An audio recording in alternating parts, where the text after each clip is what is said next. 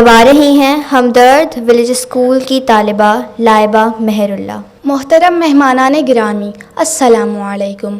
آج نونہال اسمبلی کا اجلاس حکیم محمد سعید کی شہادت کے دن کی یاد میں انہیں خراج عقیدت پیش کرنے کے لیے منعقد کیا گیا ہے۔ 17 اکتوبر 1998 کی صبح کو کوئی بھی انسان جسے حکیم صاحب سے عقیدت تھی کبھی نہ بھلا سکے گا۔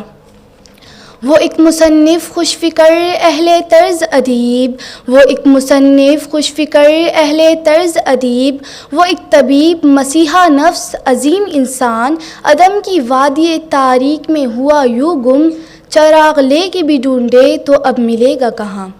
جناب اسپیکر، حکیم صاحب ایک ابر کرم کا ٹکڑا تھے جس کا سایہ باعث راحت تھا۔ وہ ایک مسیحا تھے جس کے دست شفا سے لوگ صحت کے جام پیتے تھے۔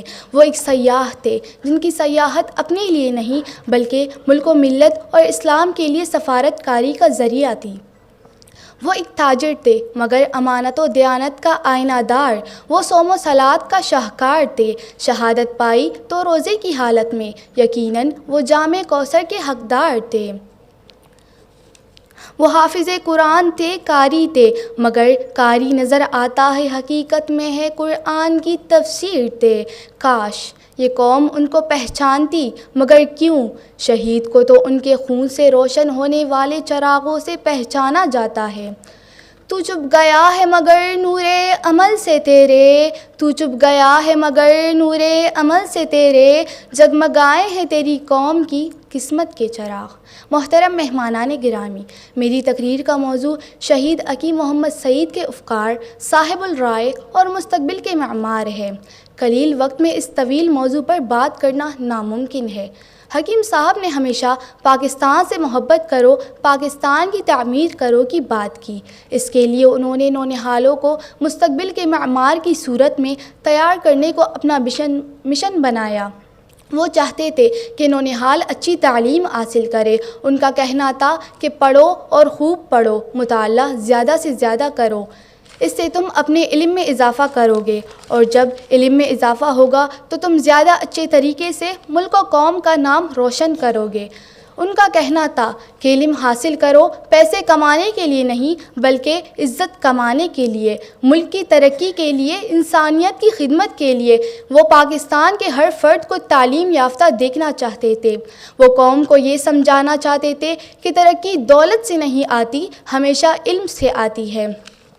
ہمدرد پبلک اسکول، ہمدرد ولیج اسکول، مدینۃ الحکمہ اور دیگر تعلیمی ادارے ان کی علم دوستی کا منہ بولتا ثبوت ہے۔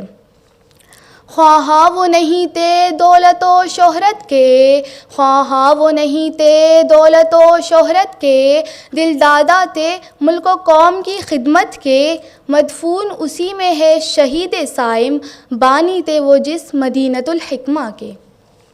جناب صدر، حکیم صاحب نونہالوں کو بڑا دیکھنا چاہتے تھے۔ وہ کہتے تھے نونہالوں کو بڑا کر دو، ملک خود بخود بڑا ہو جائے گا۔ اس خواب کی تعبیر کے لیے اس خواب اور خواہش کو عملی تعبیر ہمدرد نونہال اسمبلی کے ذریعے نونہالوں کو اپنی بات پہنچانے کا پلیٹ فارم مہیا کیا اور کہا آج کے نونہال کو کل اسمبلی میں جا کر ملک و قوم کی باغ ڈور سنبھالنا ہے، لہٰذا ان کی تربیت ابھی سے ہونا چاہیے۔ ہر قوم کی ترقی کے لیے اس کی نسل نو شدید اہمیت رکھتی ہے، اور وہ قوم جس کے سر پر حکیم صاحب جیسا رہبر ایک شفیق ماں کی طرح موجود ہو تو اس قوم کو عظیم ترین بننے سے کون روک سکتا ہے؟ شاید اسی لیے وہ ہم سے اتنی جلدی دور کر دیے گئے، کیونکہ ان کی زندگی دشمن کی ناکامی تھی، ان کا مشن ملک و قوم کی فلاح تھا۔ مت سہل ہمیں جانو پڑتا ہے فلک برسو، مت سہل ہمیں جانو پڑتا ہے فلک برسو، تب خاک کے پردے سے انسان نکلتے ہیں۔ جناب اسپیکر، حکیم صاحب نوجوانوں کو آزادی کی حفاظت کے حامی سمجھتے تھے۔ ان کا خیال تھا کہ ہماری آزادی خطرے میں ہے، ہم آپس میں لڑ رہے ہیں، متحد نہیں ہے، ہمارے عدم اتفاق اور انتشار نے ہمیں کمزور کر دیا ہے، ہم اتنے کمزور ہو گئے ہیں کہ باہر والے ہم سے جو چاہتے ہیں منوا لیتے ہیں۔ مسلمان غلام نہیں رہ سکتا، وہ آزاد رہتا ہے۔ جو آزادی ہم سے آہستہ آہستہ چھینی جا رہی ہے، ہمیں اس کو تیزی سے واپس لینا ہے۔ آج بھی ہو جو ابراہیم سا ایمان پیدا، آج بھی ہو جو ابراہیم سا ایمان پیدا، آگ کر سکتی ہے اندازے گلستاں پیدا۔ حکیم صاحب کو مستقبل کے معماروں کی تعلیم کے ساتھ ساتھ تربیت کی بھی فکر تھی۔ وہ چاہتے تھے کہ نونہال تعلیم کے ساتھ ساتھ اچھے اخلاق سیکھے۔ جو قومیں اپنا اخلاق کھو دیتی ہیں وہ کبھی ترقی نہیں کرتی۔ اس مشن کی تکمیل کے لیے نونہال ہمدرد، رسالہ، سفر نامے اور بے شمار کتابیں جو بچوں کی ذہنی نشو و نما کا ذریعہ ہیں کی اشاعت کا سلسلہ جاری کیا۔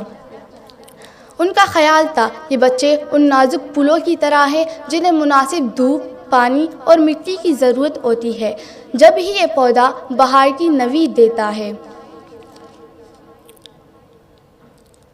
ہم ان بچوں کے حال کو اچھا کریں گے تو یہ کل ہمیں اچھا مستقبل دیں گے۔ جناب صدر، حکیم صاحب کی باتیں موتیوں میں تولنے کے قابل ہیں، سونے کے حروف سے لکھنے کے لائق ہیں۔ ان پر عمل کر کے ہم ایک مضبوط قوم اور عظیم ترین مملکت بن سکتے ہیں۔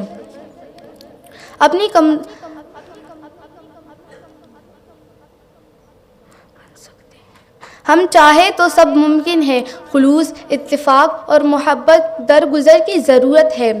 اپنی کمزوریوں کو خود اپنی طاقت میں بدلنے کی ضرورت ہے۔ آج میں یہاں اس نونہال اسمبلی کے اجلاس میں ہمدرد ولیج اسکول کی نمائندگی کر رہی ہوں۔ یہ حکیم صاحب کی خواب کی تعبیر ہے۔ ان کی خواہش کی تکمیل نہیں تو اور کیا ہے۔ انہوں نے اس ویرانے کو سبزہ زار کر دیا، اس کے پھول اب خوشبو دینے لگے ہیں۔ یہ حکیم صاحب کی خلوص نیت کا نتیجہ ہے۔